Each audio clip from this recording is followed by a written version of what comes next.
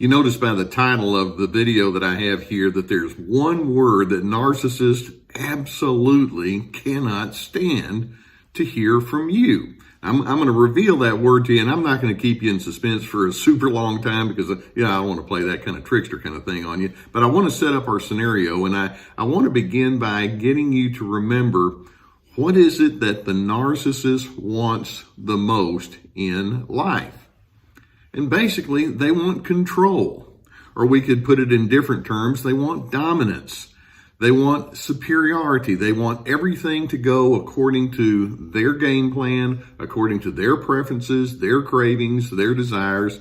They're very self-absorbed kind of individuals, and it's all about oneself. And they want to make sure that you understand that, and so that you can perpetuate and keep that game of theirs going.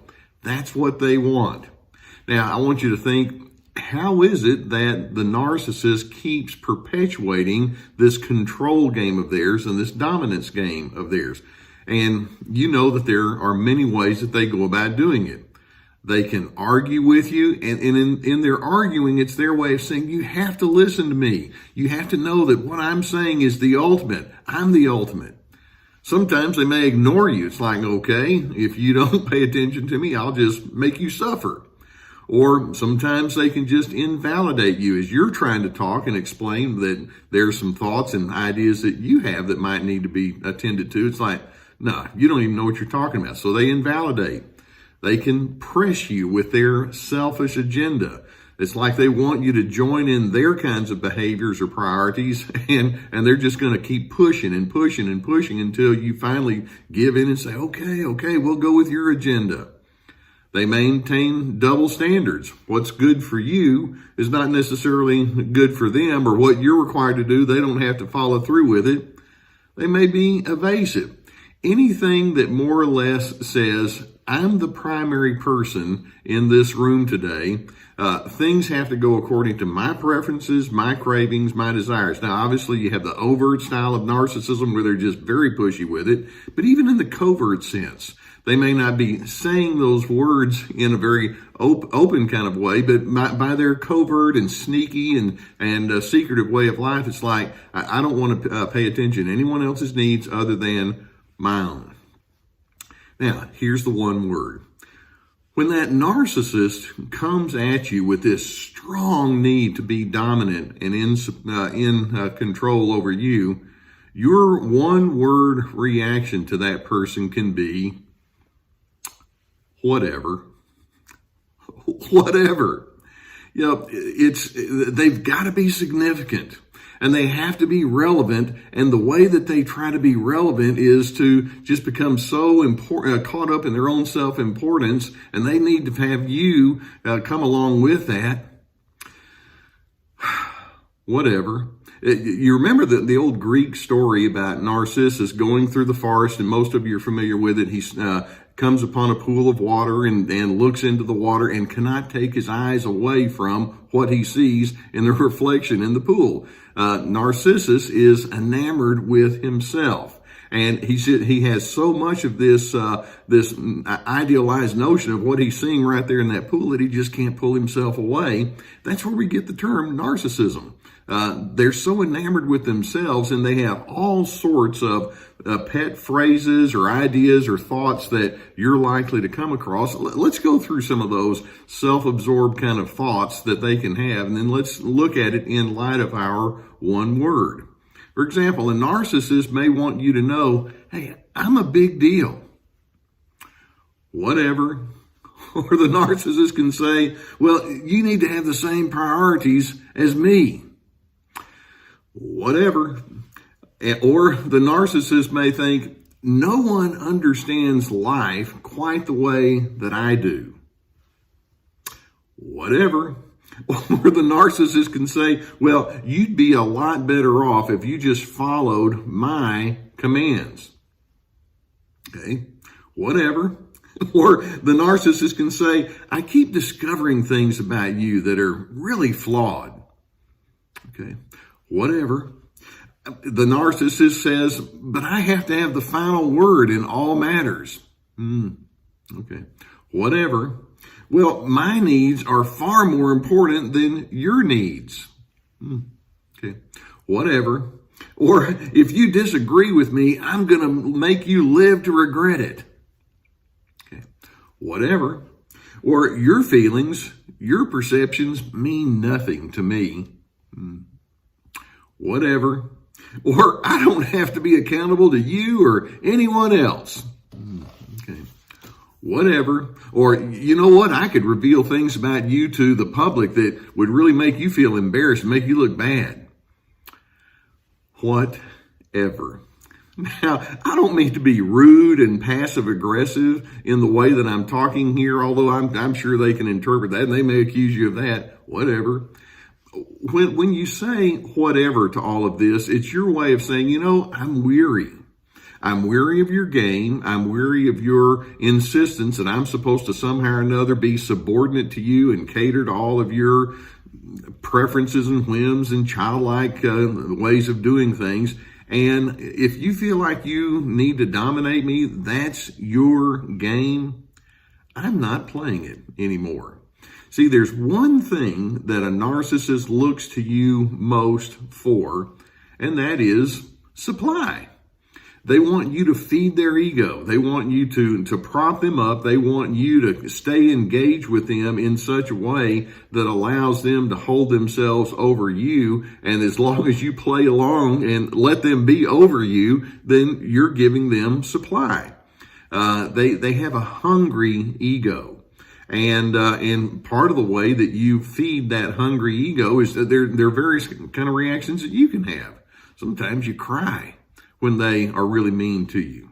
Many times you feel like you have to rationalize and justify. And they're thinking, okay, good. This is working. Sometimes you just plead your case. Come on, don't you understand this? Sometimes you just go away and sulk. It's like, oh, I just have that person going so good. Other times you react with rebellion. It's like, yep, see, that's why I have to dominate them. They just don't know how to do life very well. Sometimes you may accuse them of being whatever it is they're going on, and you start arguing. It's like, okay, I can argue back, and they love it. It's the game that they want to play, and the more you engage with that, the more you go into it, then it's like, oh, this is fuel for their soul. Perhaps you've heard the term going gray rock.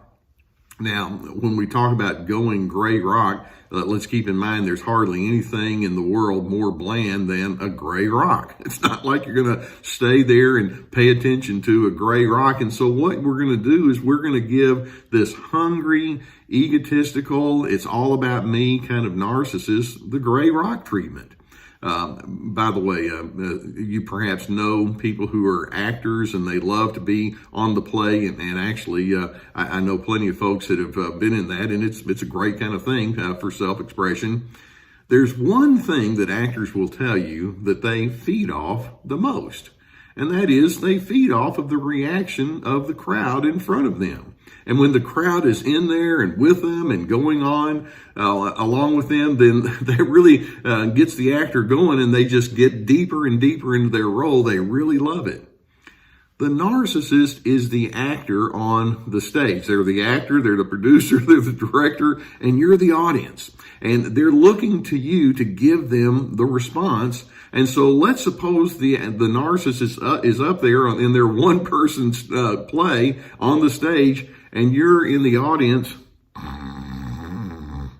You fall asleep, whatever. And the narcissist saying, hey, wake up, this is me. It's like, I'm not too interested. That's kind of what we're talking about. That's the go gray rock kind of mentality. And what it does is it takes the wind out of their sail. See, let's keep in mind, the narcissist wants to keep you engaged. And if they can keep you engaged by you coming back with your dysfunction or your responses to them, quit it, I hate it when you do this to me, that kind of thing, then it's food to their soul. So what we're going to say is, let's disengage. I do not want to hand over my sense of stability to an unstable person, and I certainly don't want to give attention to, frankly, it's like a little kid who's just seeking unnatural attention. I'm not going to do that. I have my own life to live, and I'm hoping that as you think about that one thought, I have my own life to live, you'll realize, I've got a good mind. I have good priorities and preferences. I want to go somewhere in a decent kind of way. I want to treat people right. I want to connect, and I want to share experiences in a healthy way with healthy people. But I'm not going to do it at the expense of my own self-respect. The narcissist wants to keep you engaged, but in doing so, they step all over you as they elevate themselves. And so we're going to close by saying, let's keep in mind the narcissist is like the alcoholic who's looking for the next drink. And I'm hoping that you can say, you know what? The bar is closed and I'm not serving your next drink. Whatever. I hope that you can get some good insight from videos such as this. And if you've not already done so, go beneath the video here and hit that subscribe button. We'll keep more coming your direction. You may already know, but if you haven't already checked out our other website, survivingnarcissism.tv, I would encourage you to go and take a look at that. Also, I have my own personal website, drlescarter.com, and we have the websites there so that you can be inspired with more articles and videos and things of that nature, and I hope that you'll check those out and pass it along to your friends. If you have a need to talk over these kind of things with a licensed professional counselor, and I know in this day and age, many people are looking in that direction, we have a link below that can help you in that response. And in addition, we have links to my online video workshops, my books, and even coffee mugs. I want you to learn that the narcissist is somebody who has a rather pitiable approach toward life, and the more you engage with that, then the more it brings you down. I want you to elevate yourself by saying, I can't go along with that. I'm not going to do that. And when they send out the golden invitation for me to play along with that, the answer is no. I have better things to do with my life. So I'm hoping for you to have your own sense of direction, your own intentionality, and I want you to proceed with self-confidence and initiative leading the way.